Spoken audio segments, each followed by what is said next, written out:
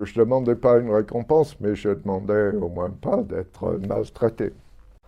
Je savais que c'était une opération très pointue. Alors le plan initial, c'était une attaque à l'aube par un commando de 75 hommes. Malheureusement, on a bien réussi à conquérir le cratère, non sans perte d'ailleurs.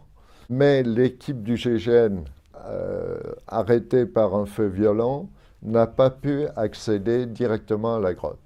Comment ça se Entre passe? les deux, on n'a pas cessé d'interroger Dianou, de l'appeler, et chaque fois il nous répondait je suis sur ma terre et nous mourrons ici et les otages mourront avec nous. En fait, c'est l'équipe du GGN qui a fait l'assaut final. D'un côté, vous aviez des gens très aguerris qui avaient des armements assez sophistiqués avec viseurs laser, etc.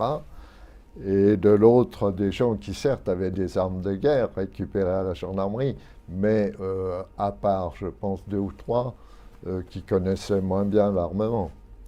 Je dis toujours, à partir du moment où on a décidé de faire un assaut, il faut le faire complètement. Si on veut faire des demi-mesures, on aboutit au désastre de Munich, la libération des athlètes des JO.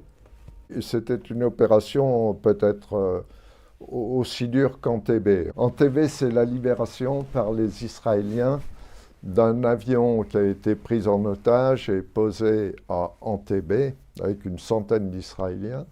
Et les Israéliens ont monté une opération pour les libérer, une opération remarquable. Les Israéliens ont eu un mort de leur côté, en ont fait 52 de l'autre côté. Et donc, voilà ce qu'a déclaré l'ambassadeur israélien au Conseil de sécurité. Nous sommes fiers, non seulement parce que nous avons sauvé la vie d'une centaine d'innocents, mais aussi parce que la signification de notre acte, c'est la liberté humaine. Bon, voilà. Alors que nous, on a été accusés d'être des assassins. Je ne demandais pas une récompense, mais je demandais au moins pas d'être maltraité.